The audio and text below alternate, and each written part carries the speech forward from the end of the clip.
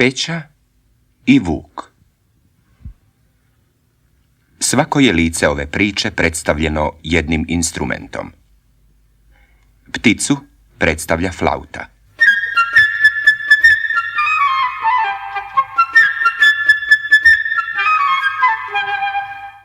Patku oboa.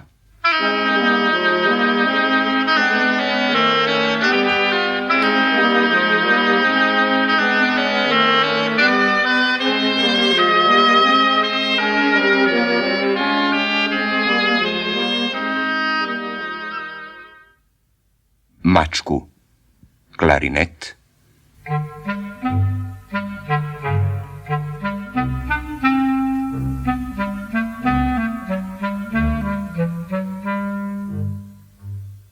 Djedicu fagot.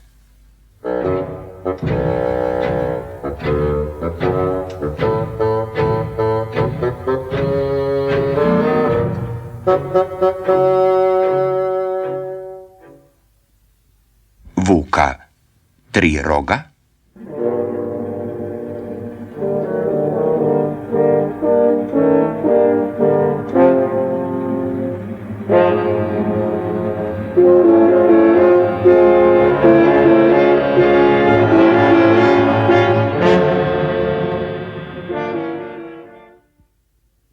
Lovce veliki bubnjevi.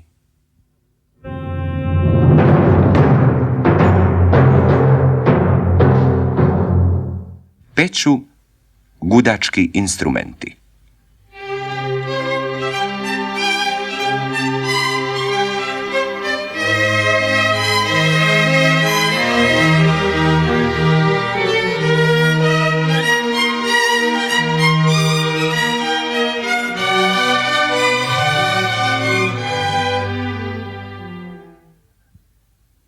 A sada evo priče. Jednog lijepog jutra mali Peća otvori vrata svog vrta i odšeta na livadu.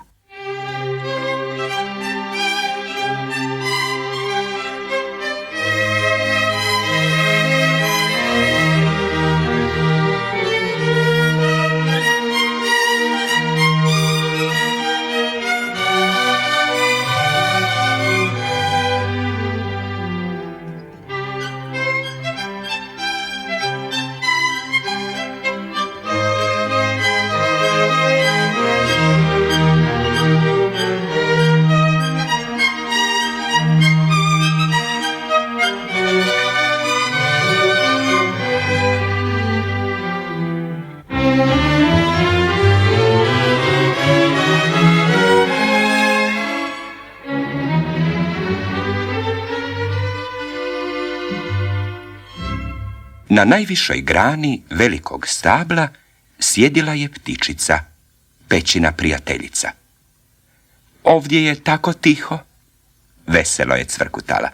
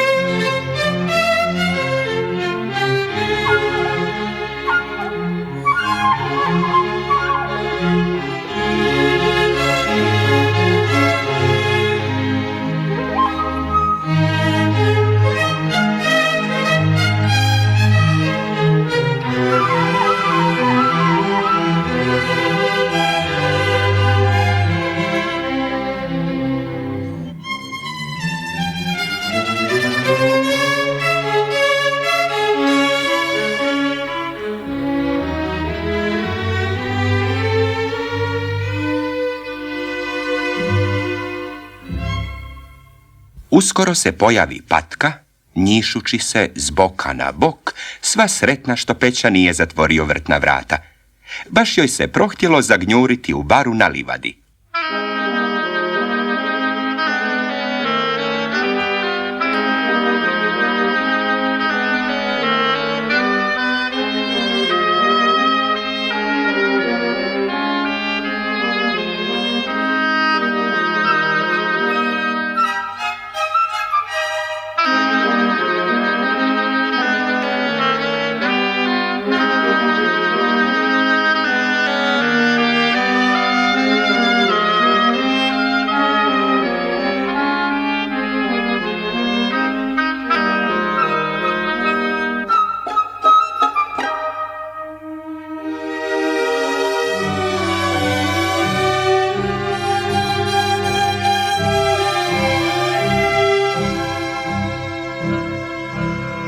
Ugledavši patku, ptičica sleti u travu tik do nje.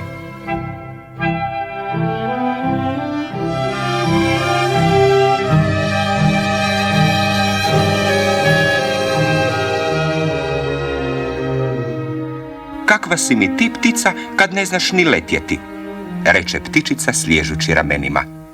A patka će na to: a kakva si ti, ptica, kad ne znaš plivati, i zaroni u baru.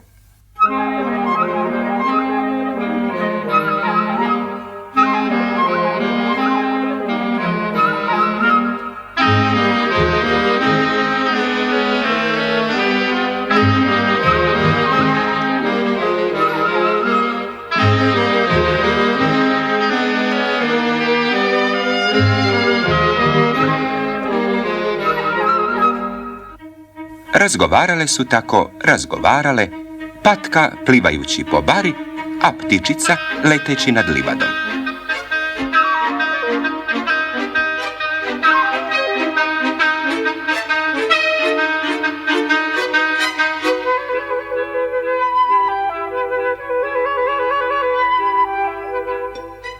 Odjednom Peća načuli uši.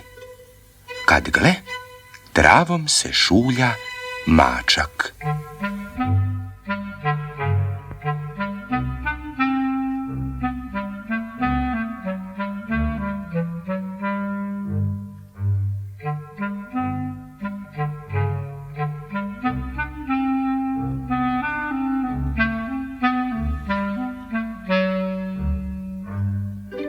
Sam sebi mudro govori: mrnjau, ptičica se zabrbljala, eto meni doručka. I tiho se svojim mekanim šapama prikrada ptičici.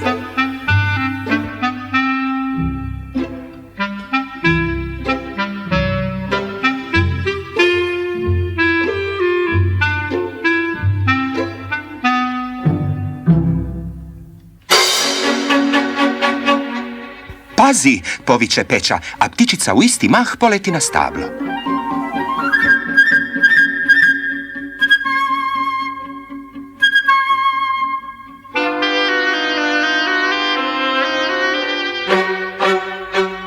Patka iz bare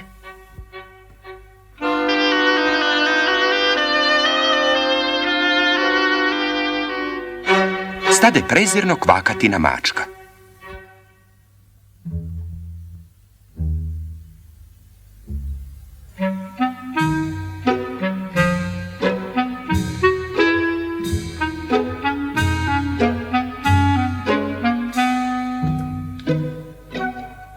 Mačak je kružio oko stabla i sam sebi govorio: isplati li se popeti tako visoko? Kad dođem do vrha, ptica će već odletjeti.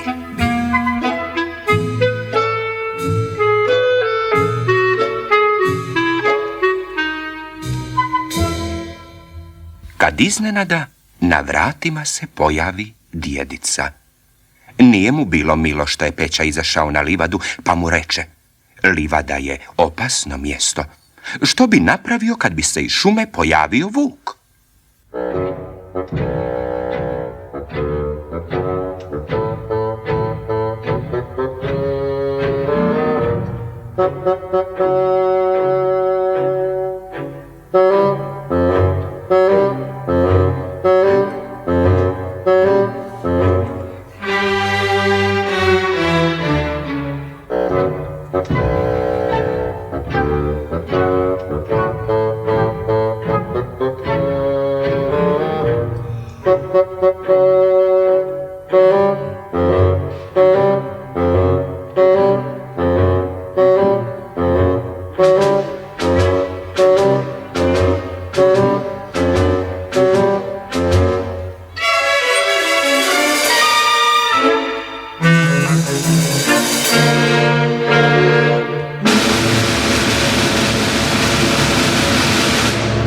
Peća nije mario za djedine riječi i reče da se veliki dječaci kao što je on ne boje vuka.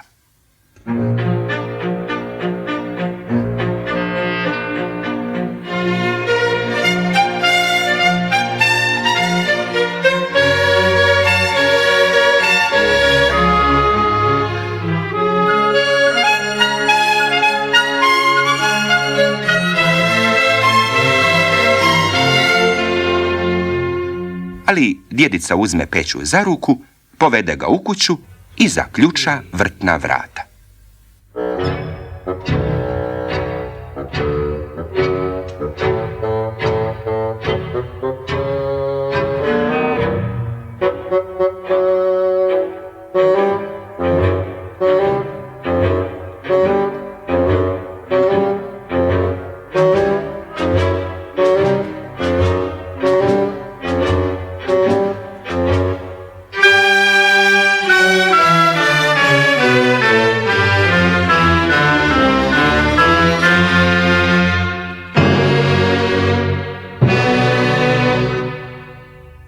I baš u pravi čas.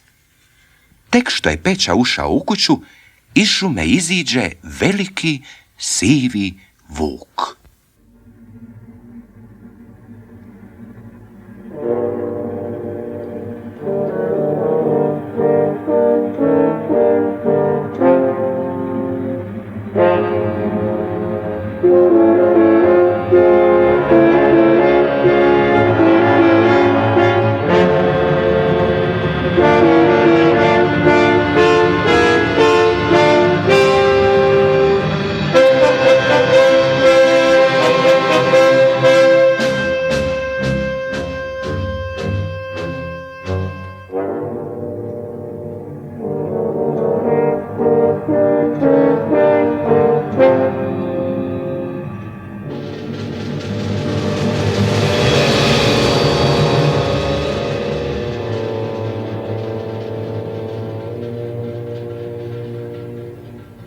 Mačak se hitro uzvere na stablo.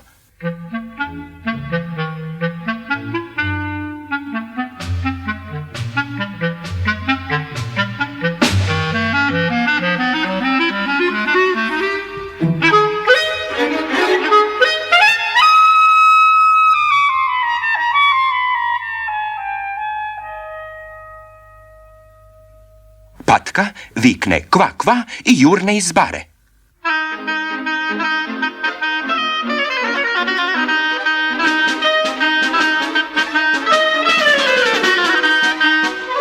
Ali vuk potrči brže. Eto ga, stiže je. Sve je bliže. Dostigne je.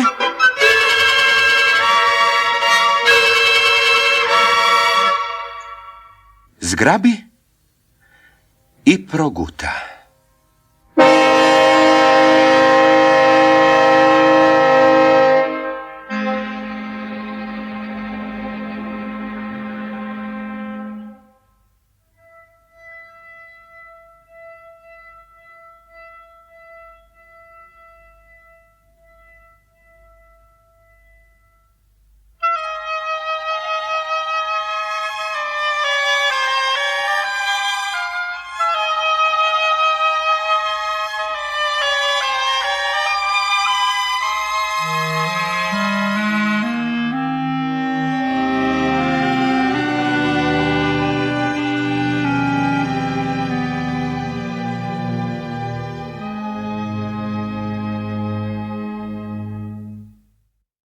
Evo što se zatim zbilo.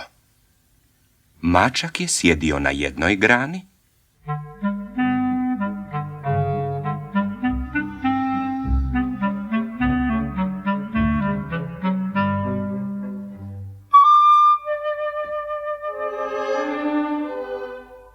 ptičica na drugoj,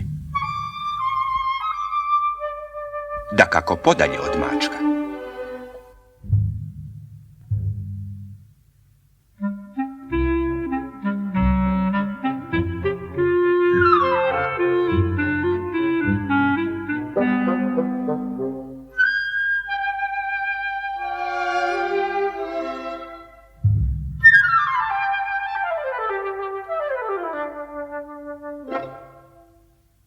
No vuk je kružio oko stabla i proždrljivo ih promatrao.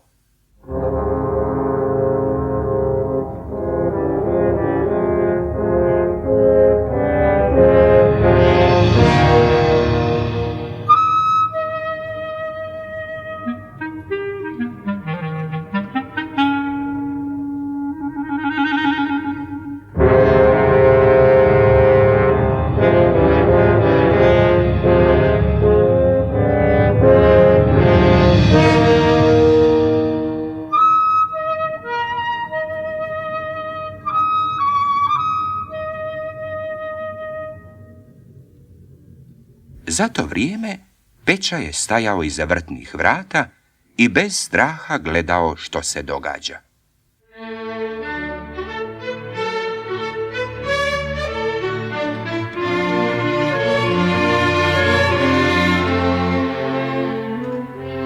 Otrčao je u kuću, uzeo debeli konopac i popeo se na zid.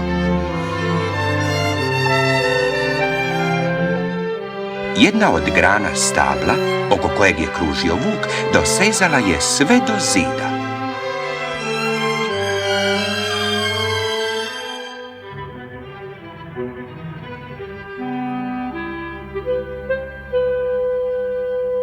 Peća dohvati granu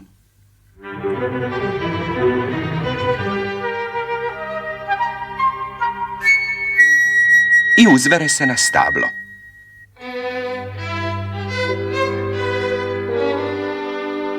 Reče Peća ptičici: idi i oblijetaj vuku oko njuške i pazi da te ne ulovi.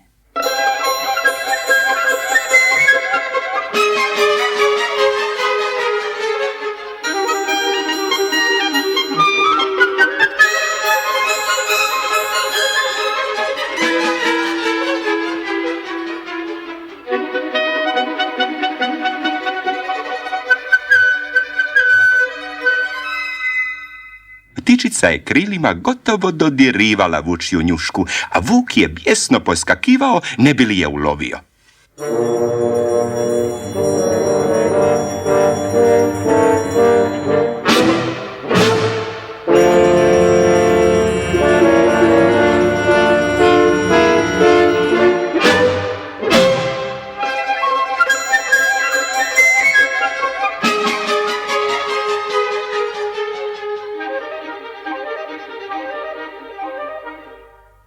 Ah, kako je ptičica dražila vuka i kako je želio da je zgrabi, no ptičica je bila vrlo vješta i nije se dala uloviti.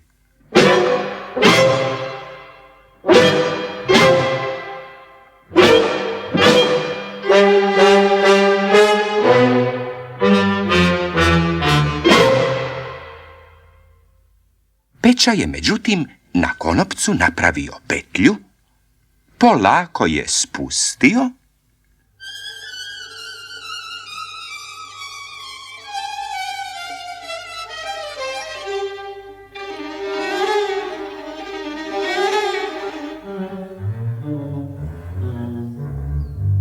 uhvatio vuka za rep i povukao iz sve snage.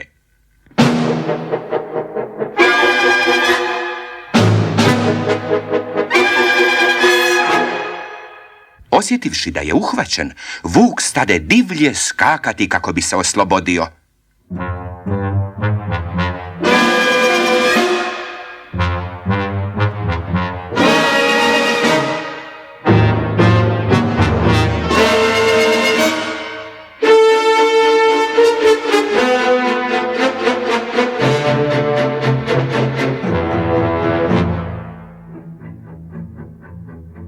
Ali Peća drugi kraj konopca priveže za stablo.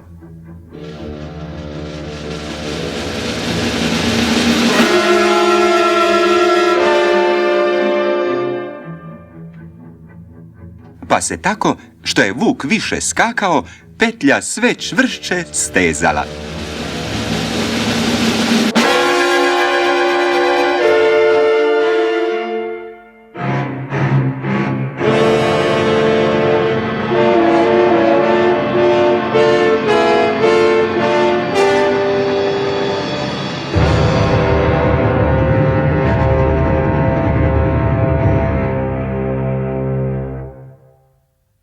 taj čas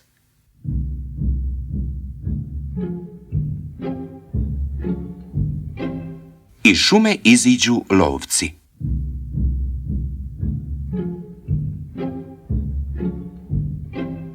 Išli su za vučijim tragovima i pucali iz puške.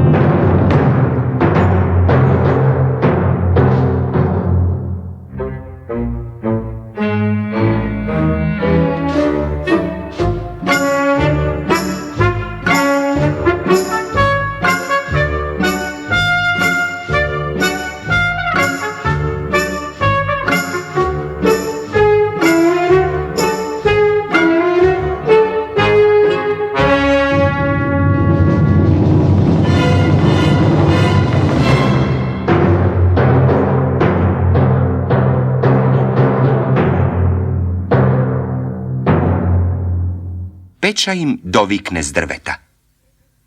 Ne pucajte! Ptičica i ja već smo uhvatili vuka. Pomozite nam da ga odvedemo u zoološki vrt.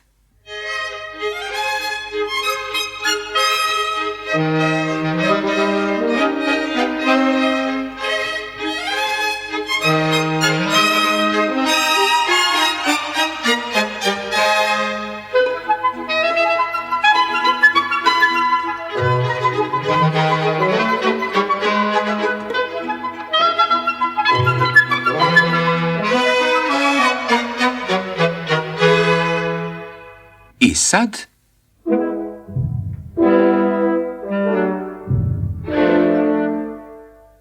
zamislite tu slavnu povorku.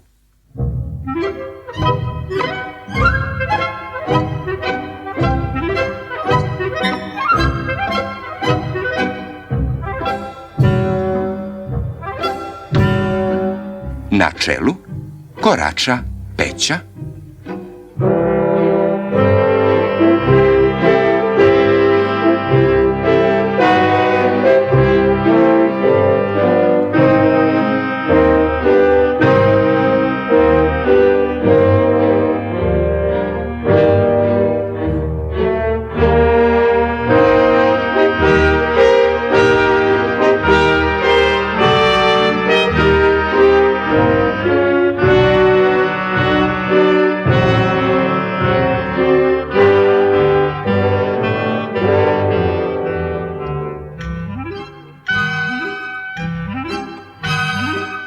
za njim lovci potežu vuka,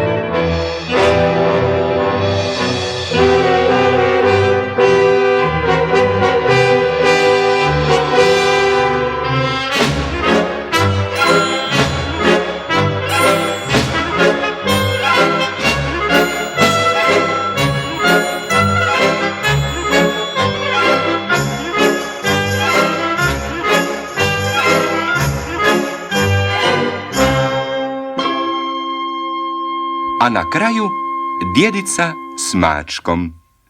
Djedica zabrinuto kima glavom i govori: Da, a što bi se dogodilo da Peća nije ulovio vuka? Što bi tad?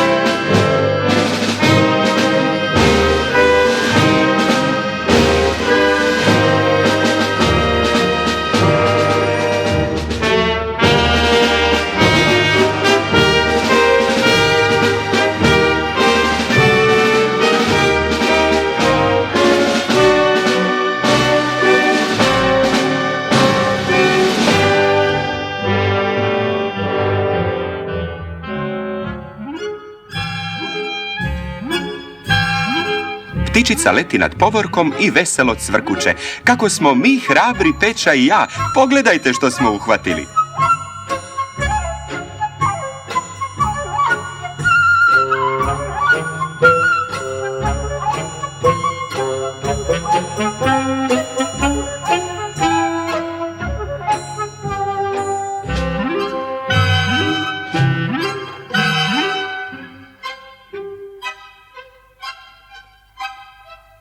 A ako pažljivo poslušate, čućete patku kako kvače u trbuhu vuka, jer vuk ju je u žurbi živu progutao.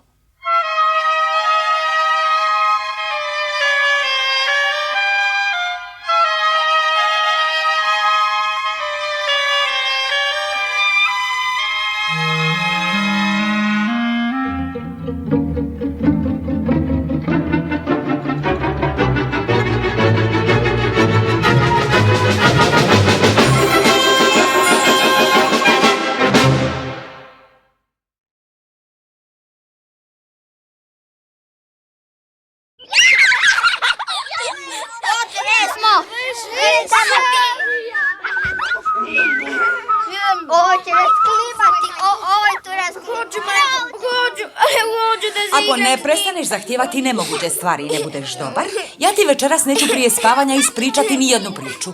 Ali ja hoću da se igram s njim. Vidio sam ga prošle noći. Bio je okrugao i velik i tako žut. Ja hoću mjesec. Zašto se ja ne mogu igrati s velikim lijepim mjesecom? Zašto ti nisi kao sretni princ? Sretnom princu nikada ne pada na um da plače za nečim.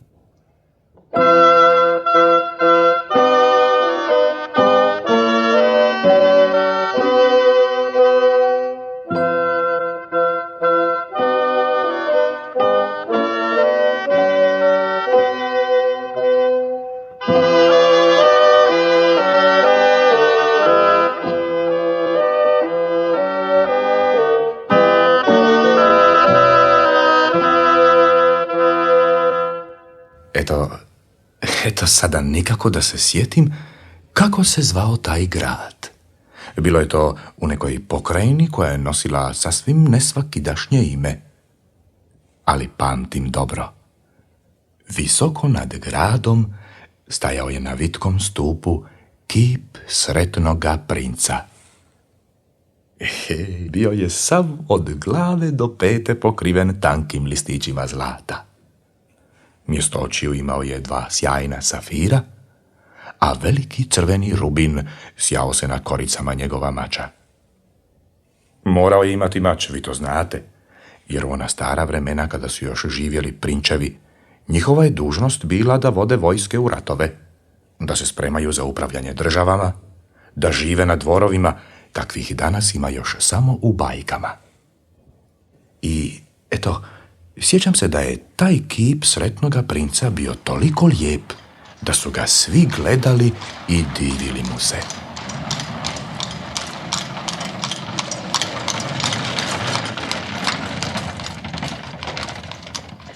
A ja, Amice, ja nisam nikada zapostavljao interese našega grada. No, mislim da je to pitanje koje treba riješiti bez obzira na mišljenje puka, jer zašto smo uostalom mi, gradski oci, preuzeli na sebe golemu odgovornost da budemo savjest i razum ovog drevnog grada. Vi ćete mi oprostiti, poštovani kolega, što ću narušiti odvijanje ovog velevažnog razgovora, ali eto, gledam ovaj kip što dominira glavnim trgom našega grada. Slobodan sam vjerovati da ćete sa svojim poznatim, visokim smislom za lijepo i umjetnost priznati da je lijep kao kokot na krovu. Da, gledam ga nešto i mislim lijepo. Lijepo je, nema što. Ali vidite, kao vječnici ne smijemo nikada zaboraviti na praktičnost. Praktičnost u smislu koristi za opće dobro grada. Šteta, golema je šteta što taj raskošni kip nije ama baš ni od kakove koristi. Da, ja sam upravo o tome htio govoriti, ali kako ste vi eto tako mudro izrekli upravo moje misli, ja ne znam šta bi vam mogao.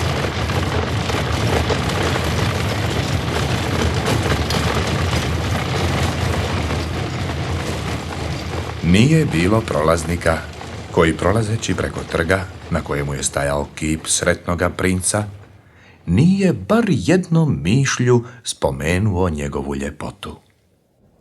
Jedan razočarani, gledajući na prekrasan spomenik, reče tiho: Veseli me što ima barem netko koji je potpuno sretan na tom svijetu.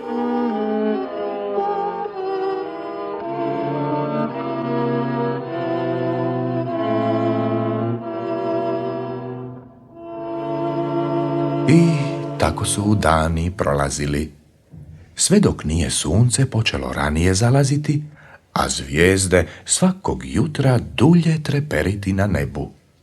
Bližio se kraj ljeta i po ulicama grada bivalo je sve manje i manje prolaznika, a djeca su se počela sve češće igrati u svojim toplim sobama.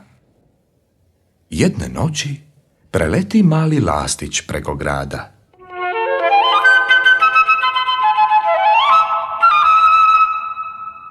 Njegovo je društvo otputovalo već prije 6 sedmica u Egipat, ali on je zaostao, jer se zaljubio u jednu prekrasnu trsku.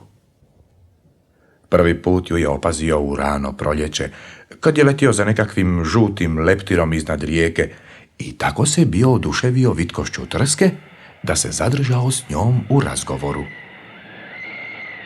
Hej, ja znam na površini rijeke izvoditi male srebrne talase.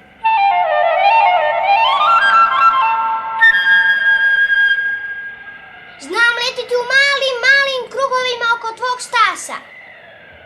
Hoćeš li da te ljubim?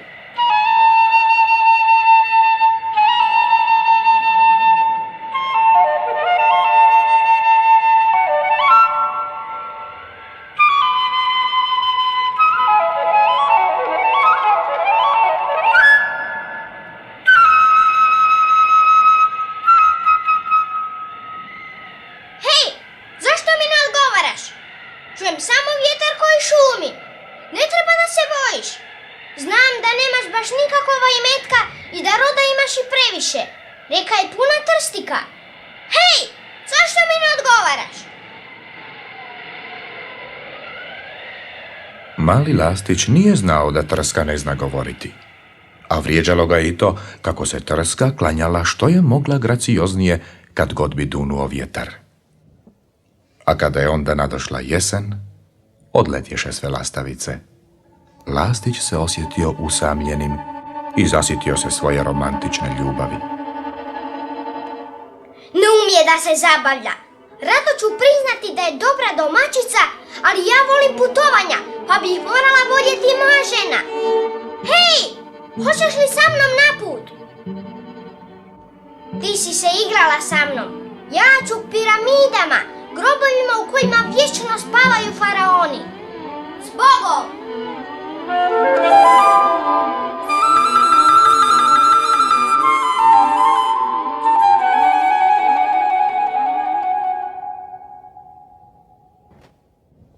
Cijeli je dan letio, a predveče stigne u grad naše priče, umoran i iscrpljen od gledanja šuma i polja.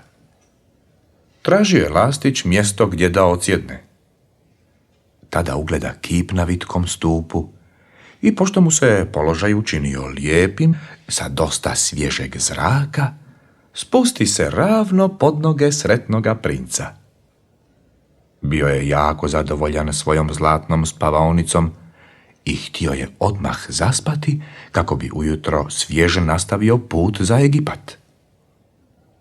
Glavu je savio pod krilo i počeo maštati o dalekim zemljama preko kojih će preletjeti.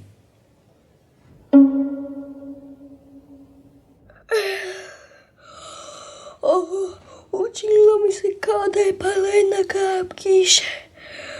Mora biti da sam strašno umoran kada mi se pričinjaju stvari.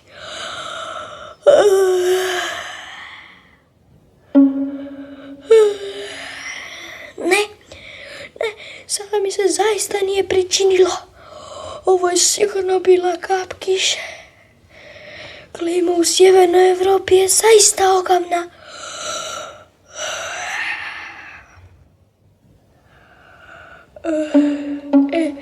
Sada je već malo previše. Nebo je zvijezdano, bez jednog oblačka, a na mene pada kiša. To još nikada nisam vidio. Ne znam kakvu svrhu ima jedan kip ako ne može da me zaštiti od kiše. Poletjet ću mu do uha i reći ću mu svoje mišljenje. Hej, tko si ti? Ja sam sretni princ. O, pa tebi su oči pune suza. Znaš li ti da si me sa svojim suzama sasvim smočio?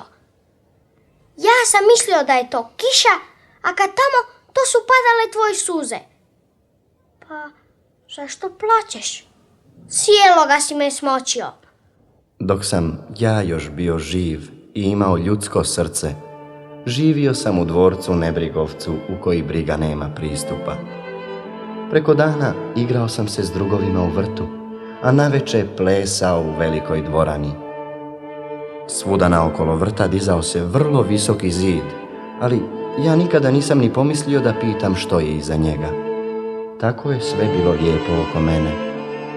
Moji su me dvorjani nazivali sretnim princem. I ja sam doista bio sretan ako zadovoljstvo znači sreću. Tako sam živio, a tako sam i umro.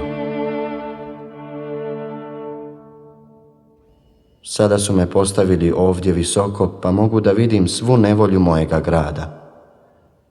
Ako mi srce i jeste od olova, ja ne mogu da ne plačem. Kako? Ono dakle nije od zlata. Daleko odavde, u jednoj maloj uzanoj ulici, stoji sirotinska kuća. Jedan od njezinih prozora je otvoren, pa vidim švelju kako sjedi kod stola. Lice joj je mršavo i ispijeno od rada, a ima hrapave crvene ruke izbodene iglom. Veze ljiljane na svilenoj haljini, koju će nositi najljepša dvorska dama na prvom idućem plesu. U jednom kutu sobice, u postelji leži njen mali sinčić, bolestan. Trese ga groznica i on moli naranču.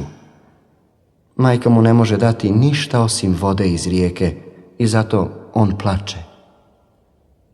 Ptico, mala ptico, hoćeš li joj ponijeti rubin sa korica mojega mača? Meni su noge pričvršćene na stupu pa se ne mogu maknuti. Mene očekuju u Egiptu. Moji drugovi lete uz Nil široku rijeku i zabavljaju se velikim lotosovim cvjetovima. Skoro će poći spavati u grob velikog kralja. On je umotan u žuto platno i balzamiran mirodijama. O vratu mu visi ogrlica od blijedo zelenog nefrita, a ruke su mu kao osušeno lišće. Ptico, mala ptico, zar nećeš ovu jednu noć ostati kod mene i biti moj poslanik? Dječak je tako žedan, a majka je tako tužna. Čini mi se da mi baš nije do dječaka. Kada sam ljeto stanovao kraj rijeke, uvijek su za mnom bacali kamenje. Da kako da me nikada nisu pogodili, jer mi, laste, letimo i previše dobro. A osim toga, ja potičem od jedne obitelji koja je glasovita po svojoj brzini. Ali je to ipak bio znak da dječaci uopće nisu pristojni. Tu je vrlo studeno. No, ja ću ipak ostati još ovu noć kod tebe i biti ću tvoj poslanik. Hvala ti, mala ptico. I lastić izbode iz prinčeva mača veliki rubin i poleti s njim preko gradskih krovova, noseći ga u kljunu.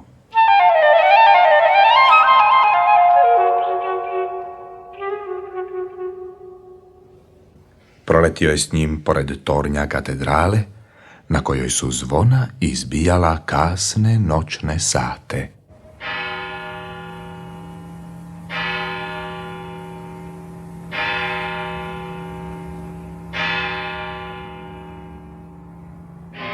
Ne znam kakva je ovo ptica koja kreće na put u južne krajeve noću. Sretan ti put, ptico.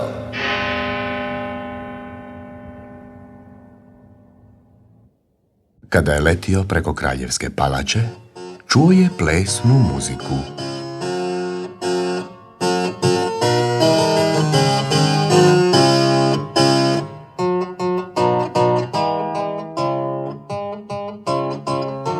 Kako su divne zvijezde i kako je divna moć ljubavi. Nadam se da će moja plesna haljina biti gotova na vrijeme. Dala sam izvesti Ljiljane na njoj, ali ove su švelje tako lijene.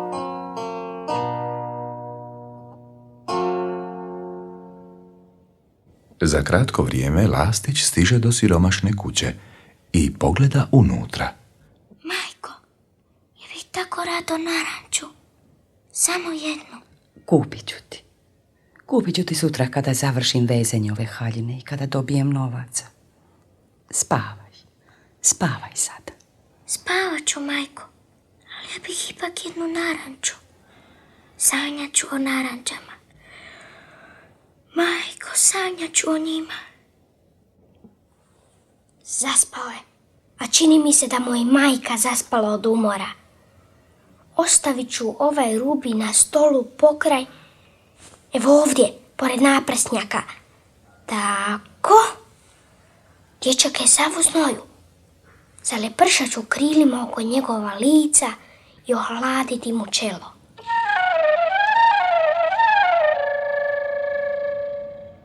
Kako mi je svježe. Čini mi se da mi je bolje. Lastić je već letio natrag do sretnog princa.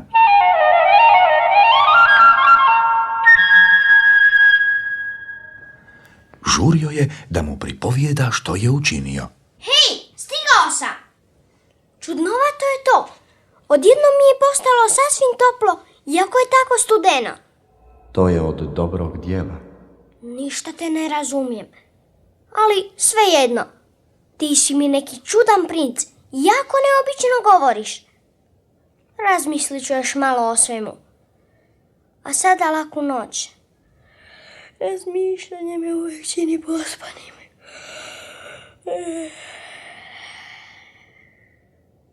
Kada je svanuo dan, Lastić je odletio na rijeku da se okupa. Svi su vrlo začuđeno gledali u zaostalu lastu, jer u to godišnje doba laste su zaista predstavljale veliku rijetkost. Čak je jedan profesor nauke o pticama za gradske novine napisao dugačak članak u kojemu je bilo mnogo mudrih riječi.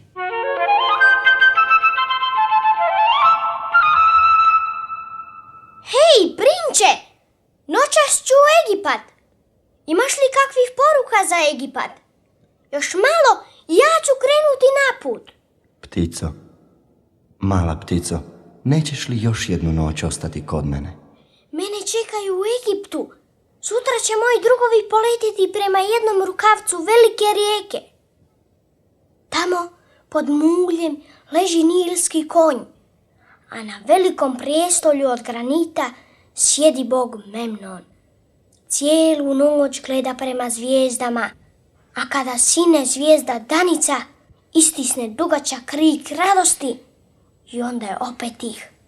O podne dolaze žuti lavovi na rijeku da piju vodu. Ptico, mala ptico, daleko odavde preko grada vidim u jednoj potkrovnici mladog čovjeka. Naslonio se na stol prekriven papirima. Kosa mu je smeđa. Usne su mu crvene kao cvijet, a ima velike i sanjarske oči. Pokušava da završi pisanje jedne priče, ali ne može od hladnoće. Nema vatre u peći, a od gladi je sasvim iscrpljen. Ti si mi neki neobični princ. Ostaću još jednu noć kod tebe. Hoćeš li da i njemu ponesem rubin? Nemam više ni jednog rubina. Samo su mi još ostale moje oči. One su napravljene od rijetkih safira što su ih ljudi donijeli iz daleke Indije prije 1000 godina. Izvadi jedno i ponesi ga mladiću. On će ga prodati i nabaviti sebi hrane i vatre i dovršit će pisanje priče. Dragi kraljeviću, Ja ti to ne mogu učiniti. Učini kako te molim. Tako ću misliti da sam zaista sretan princ. I tako je Lastić izbo princu oko i poletio s njim do mladićeve potkrovnice.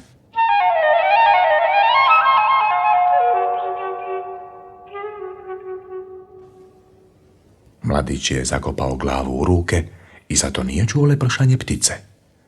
A kad je digao glavu, najljepši safir ležao je na razbacanim papirima na stolu. Počinju da me cijene, pomislio je mladić. Jako se obradovao, jer je sada mogao kupiti drva, mogao je u toploj sobi završiti pisanje svoje priče. Sljedećeg dana spustio se Lastić do luke. Sjeo je na jarbol najvećeg broda i gledao mornare kako se spremaju za plovidbu. Kada se zasitio gledanja, Lastić se uputio sretnom princu da se oprosti od njega.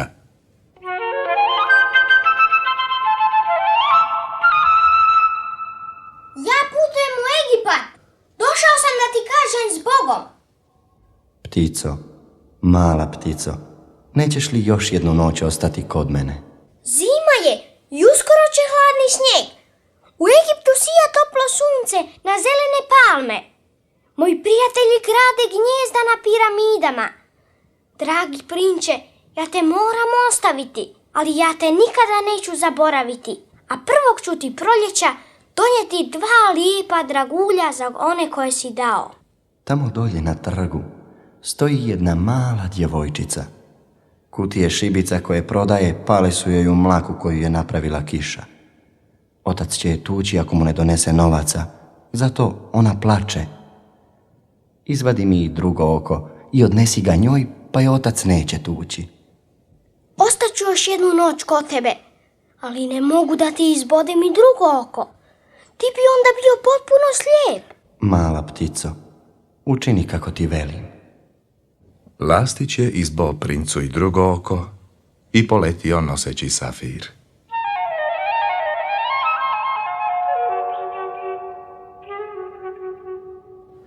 Preletio je nad glavom djevojčice i spustio joj dragulju u ruke. Ona se obratovala lijepom staklu i potrčala je zadovoljna kući da pokaže ocu što je našla. Na to se ptić vrati k princu. Sada si slijep i sada ću ja uvijek ostati kod tebe. Ne mala ptico, ti moraš u Egipat. Ja ću uvijek ostati uz tebe. A sada ću malo razmišljati što ćemo pričati. Vidiš, mene razmišljanje uvijek čini pospanim. Zato ćemo malo spavati.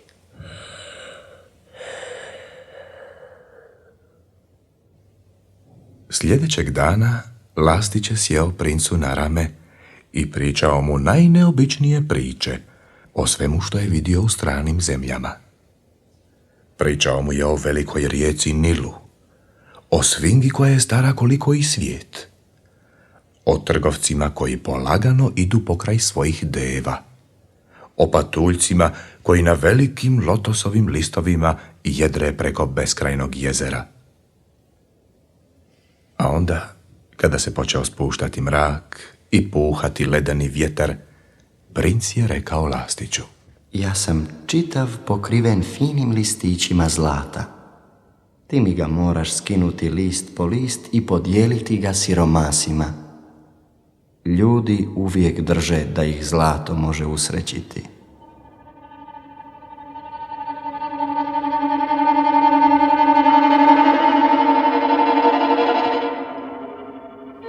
I list po list finoga zlata skidao mu je ptić, dok nije sretni princ izgledao posve mrk i siv. Onda je pao snijeg, a poslije snijega došla je oštra studen.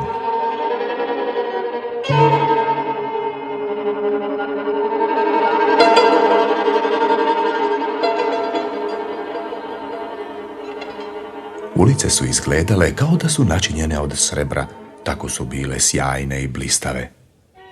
Dugačke sige visile su sa zabata krovova kao kristalni bodeži.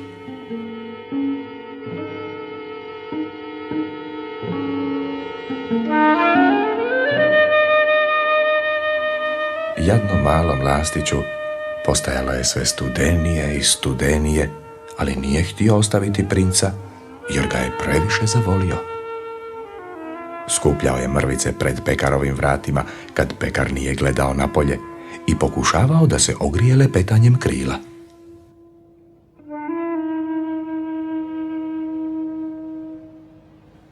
No, konačno je ipak shvatio da mora umrijeti. Imao je upravo toliko snage da još jednom poleti princu na rame. S Bogom, dobri prijatelju. Smijem li ti kljucnuti ruku? Veseli me da konačno ideš u Egipat. Ne mogu te vidjeti jer sam slijep i to mi je žao. Ti si tu predugo zaostao, mali lastiću, ali me moraš kljucnuti u obraz. Ja sam te zavolio. Ne idem u Egipat. Ja idem u kuću smrti. Smrt je brat sna, zar ne?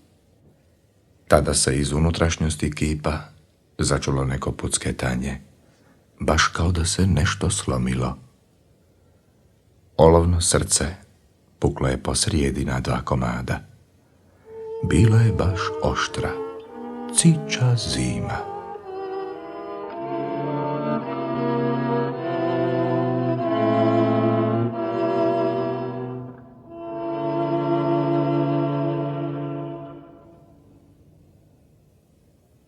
Rano ujutro sljedećeg dana prolazio je gradonačelnik sa gradskim vijećnicima preko trga. Pogled im je pao na kip sretnoga princa. Rubin više nije bio na njegovu maču. Očiju nije imao, a nije više bio ni pozlačen.